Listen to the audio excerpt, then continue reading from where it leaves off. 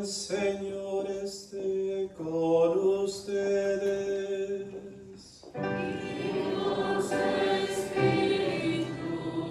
Proclamación del Santo Evangelio según San Juan. Gloria a ti, Señor.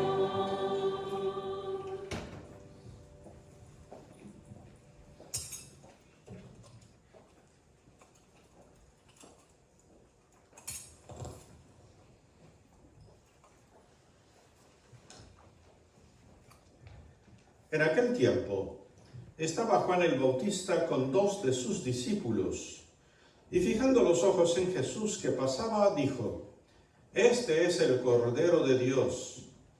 Los 2 discípulos, al oír estas palabras, siguieron a Jesús.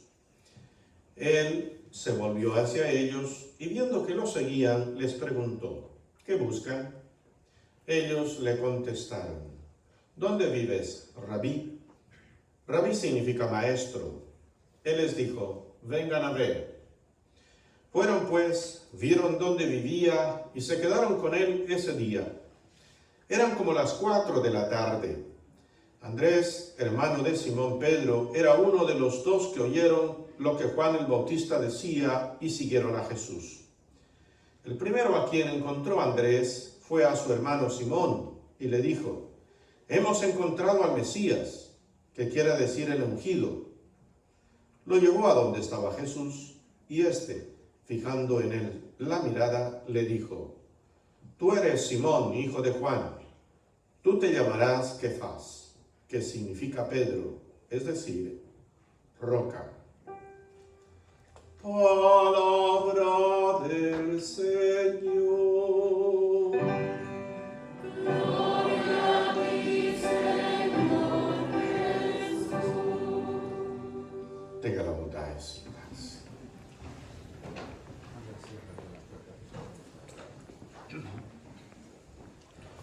¿Cómo han pasado su semana? Amén. Queridos hermanos, si pudiéramos ponerle un título a la homilía de hoy, al mensaje de hoy, le pondríamos: estate atento, porque a lo mejor en el camino de tu vida vas a tener que cambiar de maestro. La primera lectura habla de Samuel y el profeta Elí. Y entonces los 2 estaban de turno en el templo, y Samuel escucha una voz y se levanta y va a donde Elí, porque creía que era Elí el que le estaba llamando. Dime, Señor, ¿me has llamado? Y Elí dice: no, yo no te he llamado. Bueno, otra vez, vete a acostar. Después de un rato, otra vez se escucha la voz y se vuelve a levantar. Y el profeta Elías dice: no, 2 veces. No, yo no te he llamado. Pero ya le dice: bueno, si escuchas otra vez la voz, dile: habla, Señor, que tu siervo. Entonces escuche, porque puede ser que no sea esa persona la que le está hablando a usted. Puede ser que Dios le esté hablando. Y Dios escucha personas, situaciones, acontecimientos, a través de los cuales nos va comunicando sus diferentes mensajes. Los mensajes que a nosotros nos conviene, que nosotros necesitamos para acercarnos más a ese encuentro con Él. Pero el encuentro con Dios, ¿cómo se da, Padre Agila? El encuentro con Dios se da en que usted haga lo que le toca hacer, deje de andarse metiendo en lo que no le compete. Cuando usted va a emitir un comentario, primero pregúntese: ¿a usted le toca hacer eso? Cuando usted va a hacer algo, sea lo que sea, usted pregúntese: ¿a usted le corresponde hacer eso? Y entonces usted se va a dar cuenta que muchas veces usted anda diciendo lo que no sabe, haciendo lo que no le toca, comentando lo que no sabe. Entonces usted va a empezar a alivianarse de su carga. Hay un montón de gente que sufre por problemas que ni siquiera son suyos. el Evangelio habla de que Juan el Bautista, fíjense ustedes, a pesar de que estamos en el ciclo B, que se supone que Evangelio se lee y se estudia y se reflexiona en el ciclo B. Marcos, muy bien, eso me gusta estos estudiantes. Sin embargo, el Evangelio de hoy ha sido según San Juan. ¿Por qué? Porque en el orden litúrgico hay una catequesis. Y no se olvide que también estábamos celebrando el domingo anterior la fiesta del bautismo del Señor y aparecía Juan el Bautista. Pero aparecía explicándonos y Jesús siendo bautizado como traspasando la misión del uno al otro, recibiéndola, aprobándola, valorando. Hoy aparece Juan el Bautista guiando ¿a quién? A sus discípulos, porque Juan el Bautista tenía a sus discípulos. Pero llega un momento en que a usted le toca buscarse otro maestro. Esto también es muy importante. Esto pasa más o menos como en la medicina. ¿Usted a quién busca? ¿La medicina para su enfermedad o busca el médico?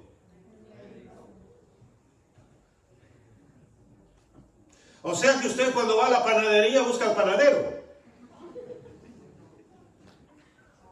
¿Qué busca, el panadero o el pan?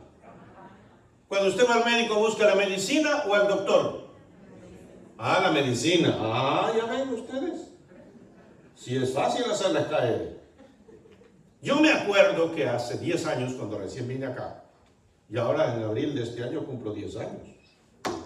Espero que me hagan una buena fiesta, ¿no?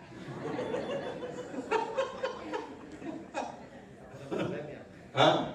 Estamos en pandemia. Ya encontró una excusa para no celebrar. Bueno, no era de eso que iba a hablar, tranquilo, estoy bromeando. Yo me recuerdo que hace 10 años, cuando yo vine recién a esta parroquia, y entonces yo venía de otra parroquia, de Santa Cecilia, ya era vicario, y claro, algunos feligreses venían a esta parroquia a ver cómo andaba el padre Agila, ¿no? Y entonces, bueno, yo digo que venían a ver cómo andaba el padre Agila, sabrán ellos saben la razón por la que venían. Pero bueno, el tema es que yo escuchaba a algunas personas de aquí y otras de allá, porque los hay. Andan siguiendo al Padre. Eso es como decir cuando usted va a la panadería anda buscando el panadero, pues. Permítame orientarle ese comentario, a veces comentarios ligeros, de poca reflexión. Yo le garantizo que no me andaban siguiendo a mí. Yo le garantizo que en el fondo lo que andaban siguiendo, lo que andaban buscando, era lo que adquirían, lo que recibían a través del padre Agila. Porque yo no les doy la salvación, yo no les doy la vida eterna. El que les da la salvación es Cristo, el que les da la vida eterna es Cristo. Bueno, pues eso es lo mismo que hace Juan, por si acaso aclarar el asunto. No es al padre Agila quien anda siguiendo, es a Cristo. Al Cristo que reciben a través de la predicación del padre Agila, a través del ministerio del padre Agila. Eso es diferente. Y tienen todo el derecho, claro, tienen todo el derecho. Miren a nosotros los sacerdotes, porque esto también lo dicen algunos obispos y algunos sacerdotes, ¿verdad? No se crean, hacen ese tipo de juicios.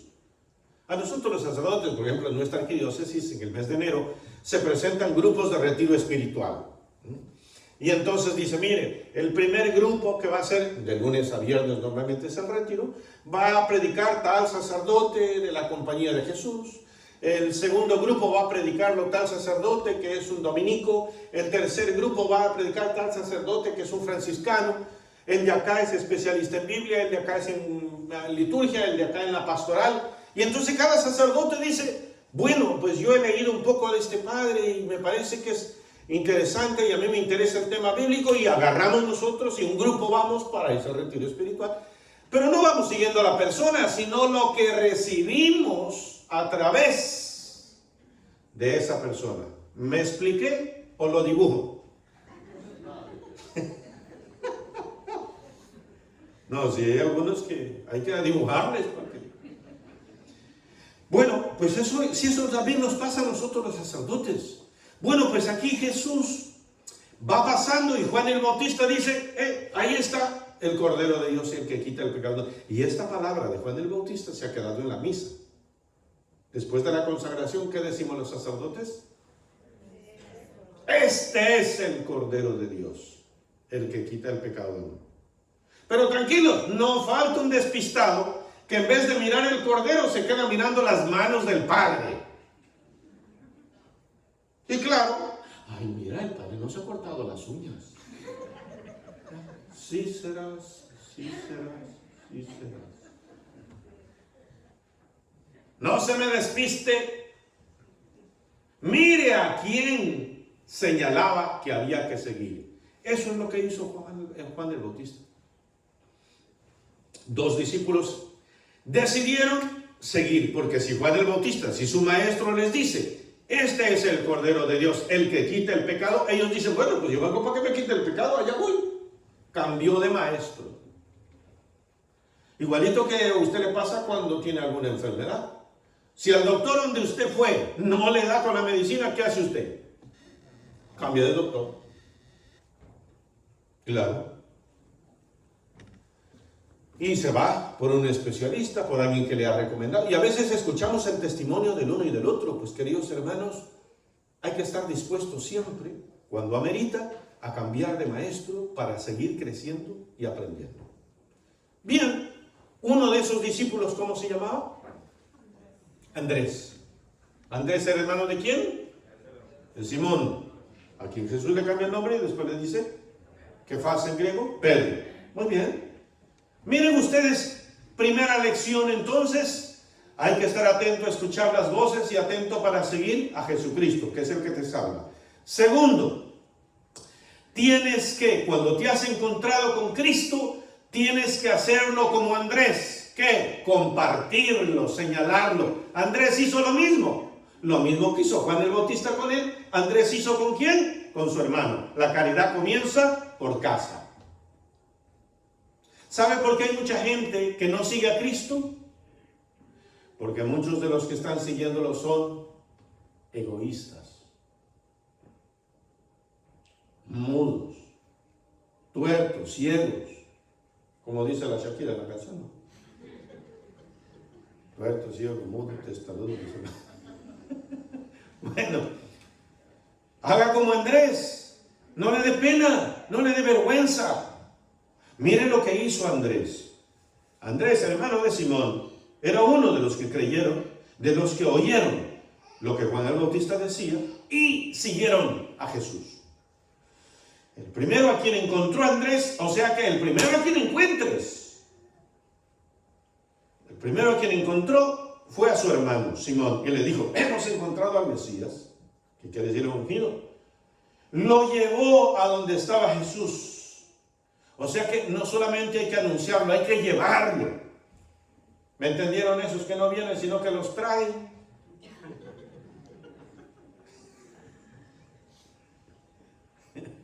Ahora entienden lo cierto. Lo llevó a donde estaba Jesús. Y fijando en él la mirada, le dijo, tú eres Simón, hijo de Juan, tú te llamarás Kefas. Esto me recuerda hace unas semanas atrás uno de mis feligreses, ya cuando empezamos a hacer otra vez los servicios en nuestro templo, porque ya saben que estuvimos un tiempito cerrados. Entonces pues él dijo, no, pues ya está abierto, vámonos. Aquí venía.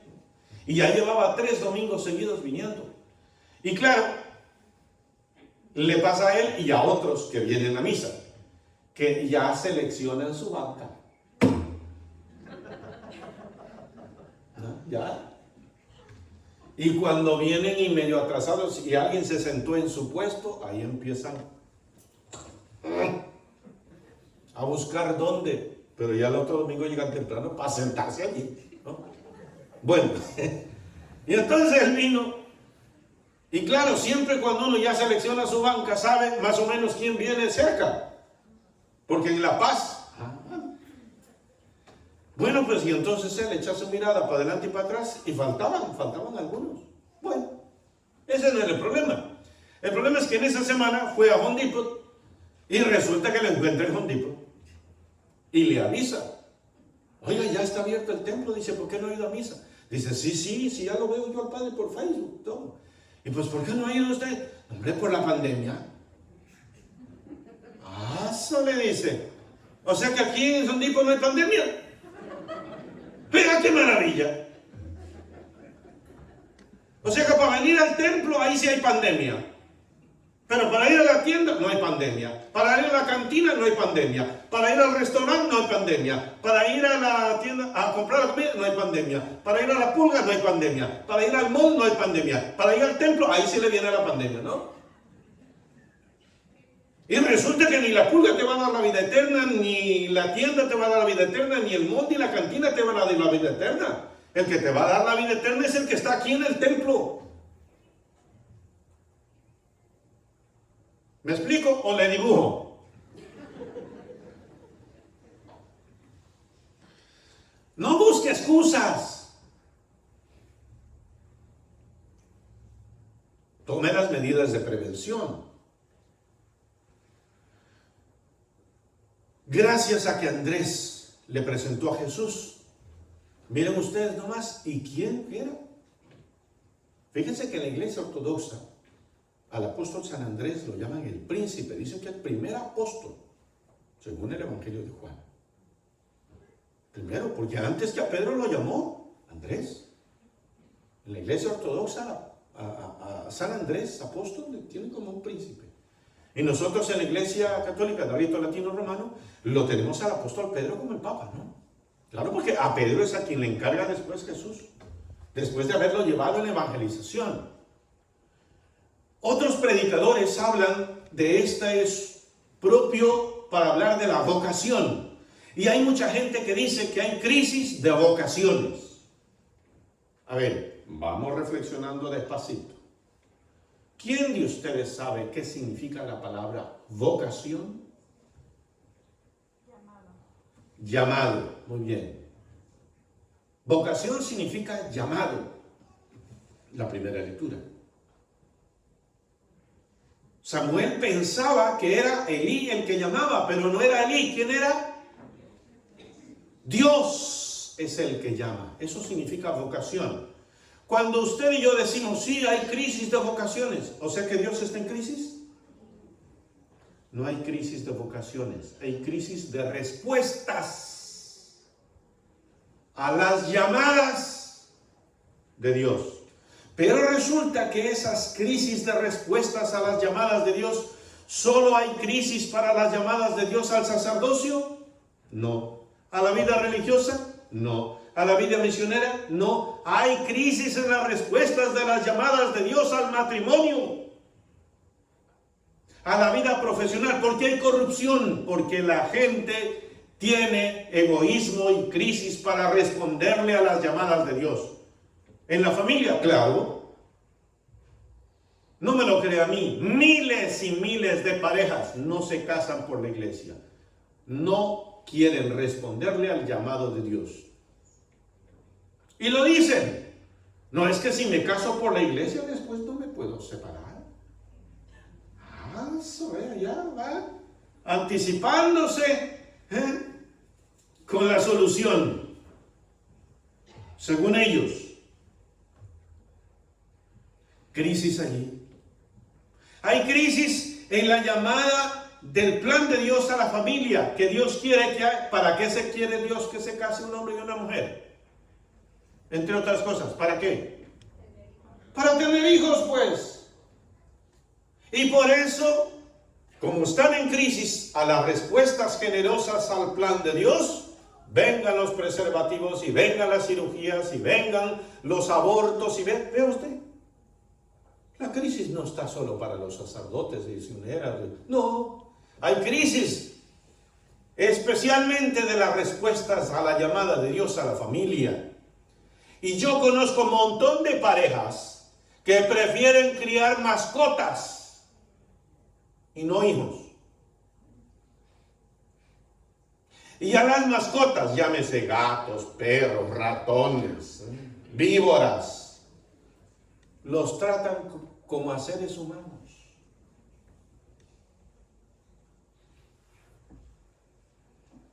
Por eso yo me pregunto, ¿Cómo está usted, querido hermano, querida hermana, respondiendo a la llamada que Dios le hace a usted? ¿Qué es lo que Dios quiere que usted sea? ¿Qué es lo que Dios quiere que usted haga?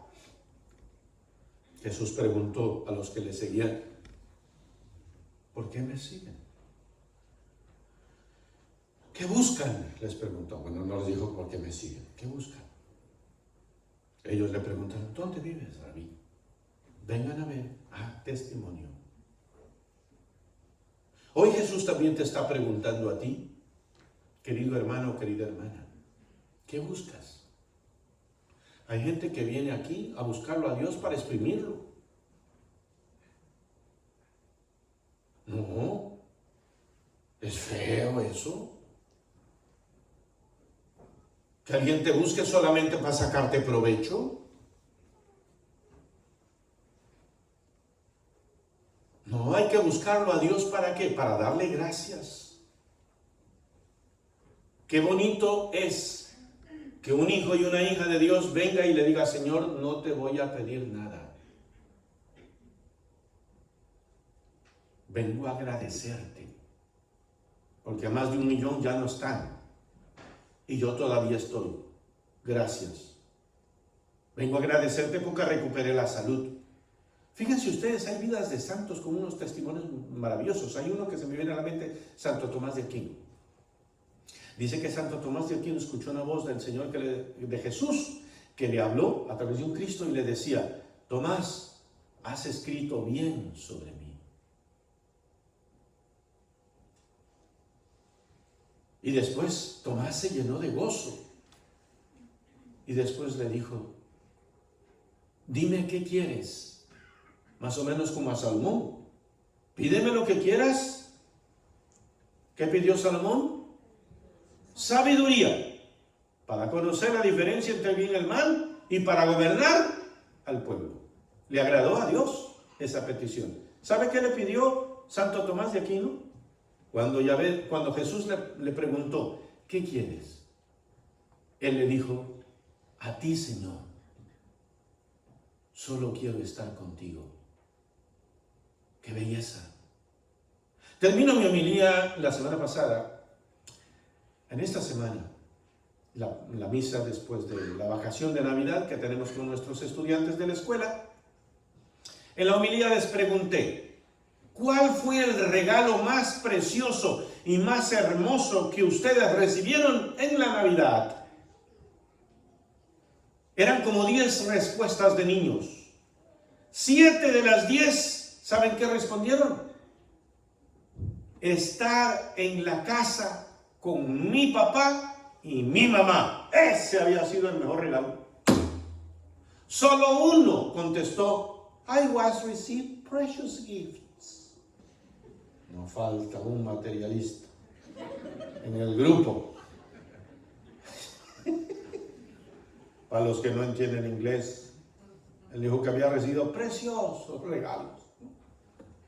Pero para la mayoría, el mejor regalo en esta Navidad fue haber estado en la casa con su daddy, con su mom, con su papá y con su mamá. ¿Cuántos de los que están aquí se han puesto a pensar que el mejor regalo que tus hijos tienen es tenerte a ti? Deja de andarles comprando cosas, ellos no quieren cosas, te quieren a ti. Hay padres más despistados. Creen que sus hijos quieren juguetes. No, sus hijos quieren jugar. Y a veces el mejor parque es la cama de los papás. Eso, allí saltan, brincan, y con confianza. Algunos brincan tan bien que hasta quiebran la cama. Se han dado casos por allí, ¿no?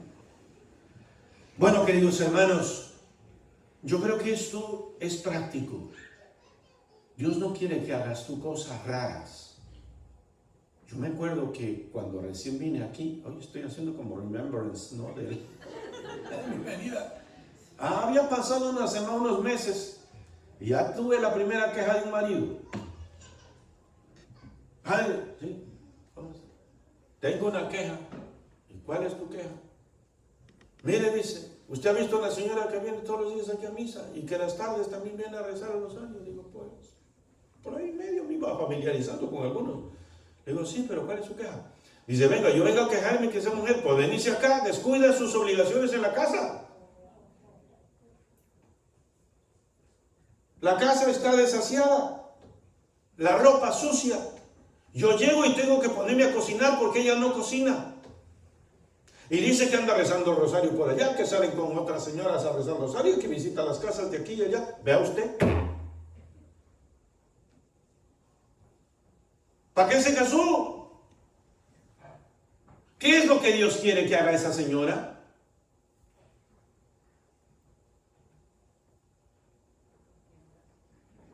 ¿Qué le pasó? Se quedaron petrificados.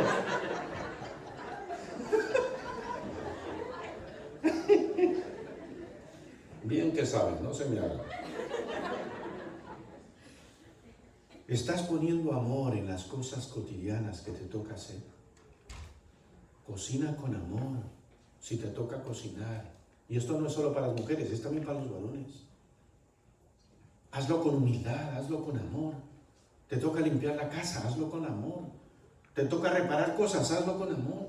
Si Dios lo que quiere es que pongas amor en las cosas que a ti te tocan hacer. Por eso comencé la homilía diciendo, deja de andarse metiendo lo que no le toca. Así que les dejo tarea para la semana. Póngase a revisar si lo que toca hacer, eso le toca a usted. Hágalo bien, hágalo con humildad. Y verá usted cómo el poder de Dios viene a usted y transforma su vida. Creo en un solo Dios.